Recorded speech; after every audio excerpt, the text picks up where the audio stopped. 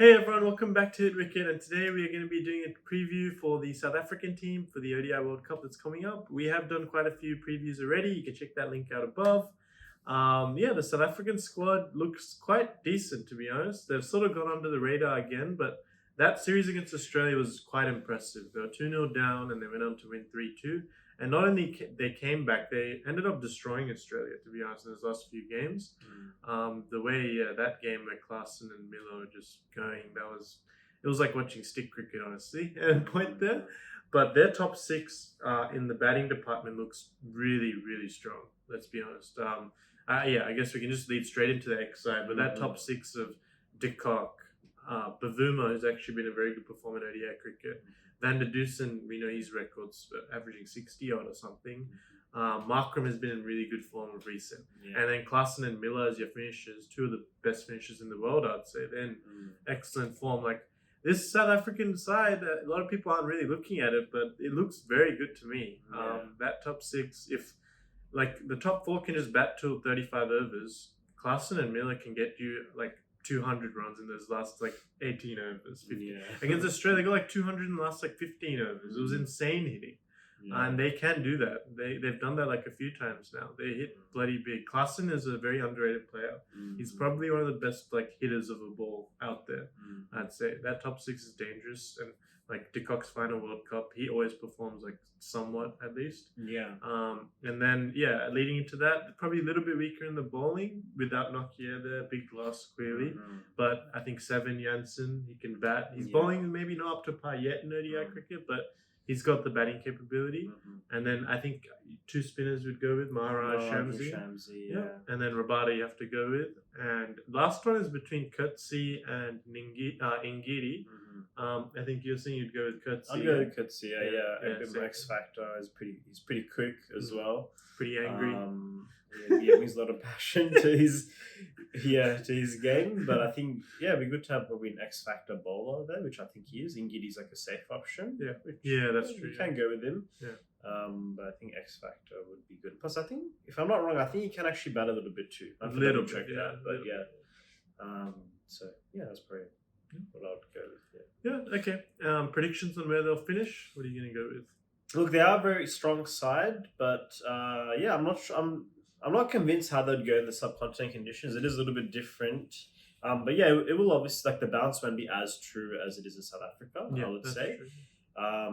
Yes, I think they are a very good side, but I think they will probably be semi-finalists is what I'm predicting. I think they'll get knocked out of semi-finalists. I think like their bowling is pretty good, but I just feel like they're probably missing something without Nokia there. That's true. With their bowling. But there's no doubt about their top six is outstanding. I'm very interested to see how that go in India. But the bounce probably is a little bit different to South Africa, where you get very true bounce. Where you might get we can probably spin, probably stay a bit lower. So I'm interested to see how they go against that. Well, for me, we've gone through all the other tough teams, and I haven't said my winner yet. And my winner actually is South Africa. I think South Africa, of course, have choked so many World Cups. They've been like the classified chokers of World Cups. With strong teams have gone in. This team has gone a little bit under the radar. Usually they go into the World Cups with like everyone's like counting on them to do well. But this time I believe people aren't really looking at them that much. And I think that's going to work to their favor. I can't go past that top six. It looks like the best in the world, honestly, as a combination. And I know you were saying they haven't like been too proven in India, but most of them play IPL quite regularly, and they've performed in the IPL, like the likes of De Kock, Miller, Klaassen. Hendricks is obviously off, but he's there. Markram. They've all like played IPL and they've performed in IPL. They've got good variation too. Left-hand spinners, no one has that. Like an orthodox and a Chinaman, that's really good. Like variation there. And they have a left-hand seamer too, and right-hand. They have so much variation in their lineup with batting and with bowling. Sorry. And their batting lineup looks good. So I've touted them to win the comp. I don't know. Something about this South African vibe. I think they might go all the way this time. Now we go into our top two performers from each side. you can go first for this one. I'll go probably Markham. I think he's been in outstanding form of late. He's just looked really good just with his batting. Yeah, he's just batting on like a different pitch sometimes than the last few times we've seen him bat. Yeah. So I think he's my top performer, one of my top performers. And my other one, honestly, it's a bit tough, but I'll probably go with De Kock, which, I guess I'm going with two batsmen this time. Yeah. I think De Kock, he's just been a pretty reliable performer. He's very explosive, and he's got a lot of IPL experience. So I think he'll have a big tournament for South Africa, and he will need to for them to actually get a good chance of getting into the final or to win, because he holds a key. Like when they go off to a good start with him, like they always go on to make like a big score. Like he's pretty important for the top. Within their top three, so for sure. De Kock is a very vital cog there. Yeah. For my top two performers, I'm going to start with Heinrich Klaassen. His finishing role, the way he's been smashing the ball, he could notch up 100 in the last 10 overs if he comes in, and he's probably been one of the best white ball hitters in the last year or so. For number two, I'm going to, funnily enough, also go with the batsman. So all four of our predictions are batsmen. I'm going to go David Miller.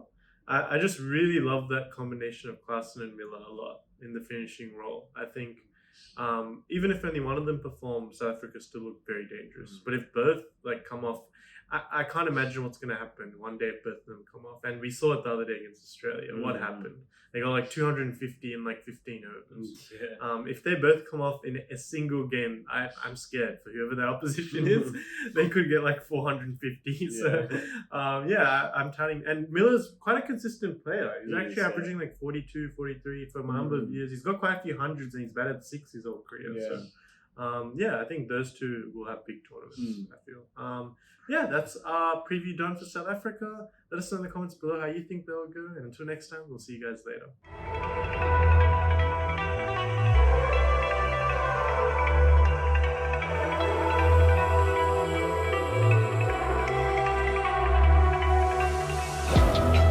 It's the calm before the storm. Things aren't